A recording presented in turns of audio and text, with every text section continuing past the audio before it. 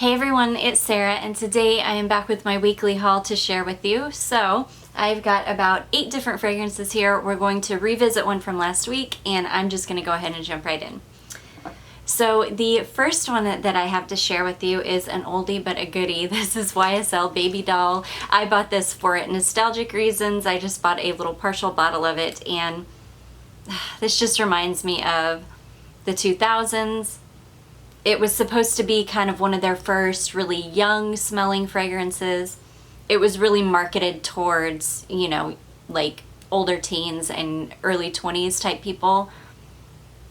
Yeah, I remember the magazine ads for this, and I just really enjoy this fragrance. It doesn't last long at all. Nothing groundbreaking about this one, but it's a nice little fragrance. Babydoll is blackcurrant, orange, apple, pineapple, rose, freesia, lily of the valley, heliotrope, cedar, sandal, tonka, and vanilla. Yeah, it's just a nice little fragrance, so I'm happy to have that one in my collection. Again, that is YSL Babydoll. The next one is one that I've been wanting for a while. This has a rum note in it, and I finally picked up a partial bottle of this. This is a huge bottle. It's very, very heavy glass, and it's got this really pretty lid on it, but not the most practical bottle or lid ever, but it is very pretty. This is Vince Camuto, and this is just the original Vince Camuto. So, this is beautiful. This is like a beautiful fall winter type fragrance. Vince is rum absolute, osmanthus, Bulgarian rose, night blooming jasmine, leather, vanilla absolute, patchouli, amber, and musk. I don't smell the leather in this too much, or I wouldn't really like it. It doesn't smell like a leather couch or anything.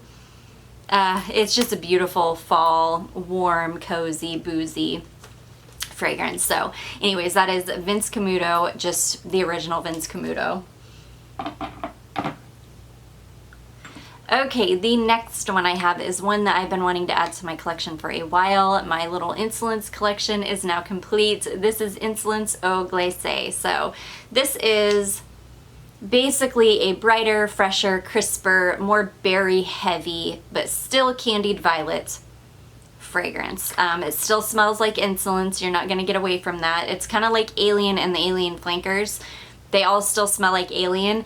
Insolence and the Insolence flankers all still smell like Insolence, except my Insolence. That is a completely different animal in itself, but this one smells very similar to the EDT and the EDP of Insolence. So this one is green apple sorbet, citruses, red berries, and violet petals. And like I say, just a nice, brighter, lighter, crisper, perfect for this time of year, great in heat. This one does not last on the skin very long. It definitely doesn't have the longevity that the original has, but I still love it nonetheless, and I'm really excited that my little Insolence collection is complete, and I love these bottles as well. So that is Insolence Eau Glacée from Guerlain. Okay, so this is the one we're going to revisit from last week. Last week I hauled the Lolita Lempicka Elle Lame. This is the EDT formulation. So when I purchased this, I did not realize there was a difference between the EDT and the EDP. You know how some perfumes, they don't have different formulations, it's just the EDT or the EDP or whatever. That's what I thought with this one, was that there was just the EDP or the EDT, and then I knew there were flankers of it, but I did not realize there was an EDP version, which is the one that last week I read you the notes for this one, not this one. So we're gonna go over both of them again. Thankfully, one of you subscribers kind of schooled me on this fragrance, which I was very happy about. To have the knowledge so that I could buy the one that had the myrrh in it, because that's the one that I really wanted. This one is lovely. Don't get me wrong. I'm super excited to have them both in my collection, but let's go over the notes of both of them. So we will start with the EDP version, and this is bergamot, neroli, lime, coconut, jasmine, ylang ylang, sandalwood, vanilla, and myrrh. This is gorgeous. There is something about the combination of lime and coconut that I adore in fragrance. It's in Creed Virgin Island Water. It's in this. There are a couple other fragrances that have a lime and coconut combination that I adore, and this does as well, and I love it so, so much. And then the EDT version is Currant Blossom, Citrus Notes, Jasmine, Wild Roses, Sandalwood, White Musk, and Woods. Still beautiful, much more citrusy than the EDP. Both perfect for this time of year though. Yeah, both incredible perfumes, really, really beautiful. Love them both. So that is Lolita Lempicka. This is Elle, and this is the EDP version and the EDT version. You can see the EDP version is much more gold and the liquid is darker, and the EDT version is less gold and the liquid is clear. So those are those. Next one is a Mercari find, and I could not believe I found this on Mercari for the price that I did. This is one that my friend Jennifer sent over a decant of, and I fell in love with it. This is by Essential Parfums, and this is called Divine Vanille. And this is available at Lucky Scent. This is a super beautiful, deep, resinous vanilla. This gets compared to Guerlain Spiritueuse Double Vanille a lot. I see the comparison, but this one is a little bit deeper, a little bit more resinous than Spiritueuse Double Vanille. I love this. This is a steal too. This, I got mine on Mercari for like $50. Even full price on Lucky Scent, this is only $75, and this is a huge 100 ml, 3.3 ounce bottle. For a niche fragrance and that amount, I think it's a really good find, like a really good deal. But this is gorgeous. I love it. If you're looking for something like Spiritueuse Double Vanille and you want something a little bit more affordable, this is definitely your guy right here. So this is clary sage, cinnamon, black pepper, osmanthus, incense, pomerose, Madagascar vanilla, tonka bean, Siam benzoin, Texas cedar, musk, and patchouli. Beautiful, deep, beautiful resinous vanilla. This is something that I would wear year round. A lot of people would think this is only appropriate for the cooler months. I will totally rock this year round. I am obsessed with a vanilla and clary sage combination. That is another combination of notes that I absolutely adore. Vanilla and clary sage together. It's just gorgeous. Can't believe I found that on Mercari for such a good price, and I'm super happy to have this one. Again, that is Divine Vanille from Essential Parfums.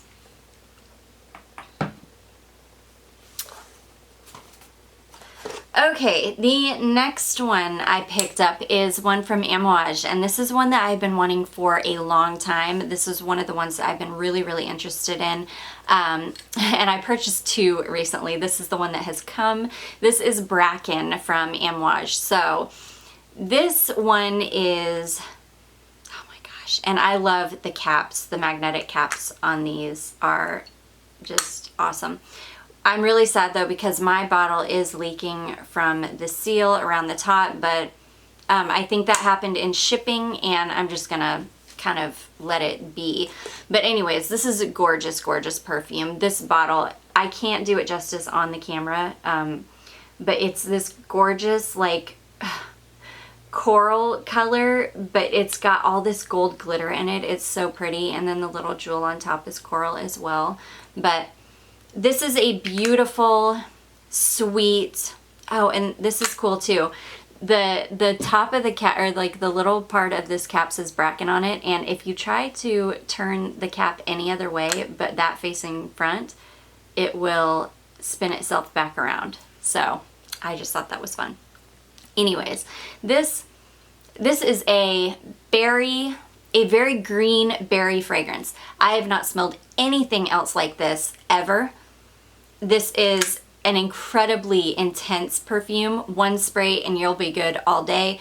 On me, this ends up drying down to, it starts out with intense berries, intense greenery. It's almost got like a soggy, earthy note to it at the beginning. I know that doesn't sound appealing, but that eventually fades away probably within the first 10 minutes or so, and then this dries down to, it turns a little bit more masculine on my skin. My husband said I smelled like I was wearing cologne, but I didn't care. I thought I smelled fabulous.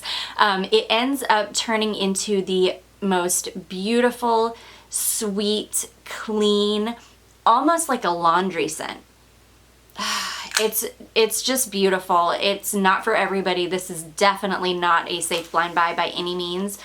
It is intensely green and intensely sweet with the berries, and then it completely transforms throughout the wear of this. So let me tell you what the notes are on this. This is wild berries, fern, lily, narcissus, chamomile, leather, patchouli, vetiver, and birch. Very interesting notes. Beautiful, beautiful fragrance, and I'm really happy to finally have found this one. I got a really good deal on this, and yeah, I was so happy to have finally found this. So anyways, that is Bracken from Amouage. The next one I picked up is another one that I've been wanting for a while. This is Dior Forever and Ever, and this is from the like Le Monsieur something line.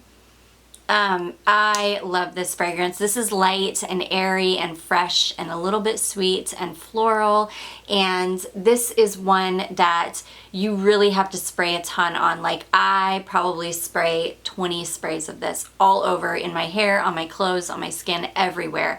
But if I do that, I will smell this 10 hours later. Like, I will still smell this fragrance. It's so, so beautiful. Totally inoffensive, very light, just beautiful fragrance. So Dior Forever and Ever is freesia, jasmine, rose, pelargonium, which I'm probably butchering that, almond blossom, ivy, nutmeg, vanilla, and musk.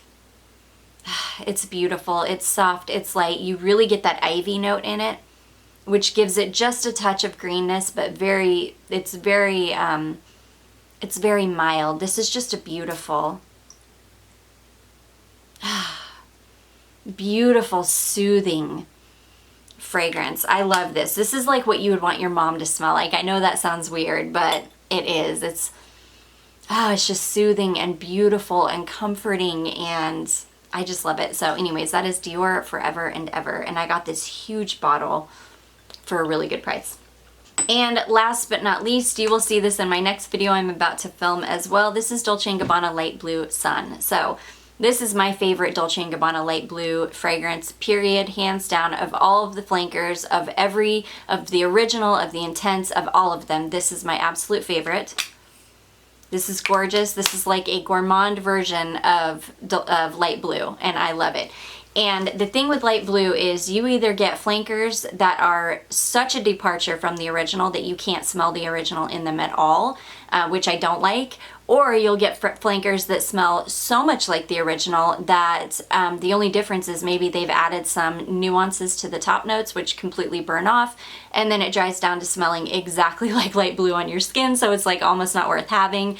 This one walks that perfectly fine line of like being enough of a departure from the original that it smells different enough that it's worth owning, but not being such a departure that it doesn't smell like light blue at all anymore, if that makes any sense. So I love this one. This is lemon, Granny Smith apple, ozonic notes, coconut nectar, jasmine, white rose, frangipani, ambergris, bourbon vanilla, cedar, and white musk. This is gorgeous. It's, oh gosh. It's just beautiful. The white florals, the frangipani in this, which you'll see in my, I'm about to do a frangipani video, and I love it. It adds sweetness, and the bourbon vanilla, it's just gorgeous. It's like a gourmand version of light blue, and I love it so much. So I'm not going to spend too much time on that one since you will be seeing this one very soon, but that is Dolce & Gabbana Light Blue Sun. And that is it, you guys, for my haul this week. I hope you enjoyed. I hope you found it helpful. If you did, don't forget to give it a big thumbs up. Don't forget to subscribe before you leave, and I will see you in my next one. Bye.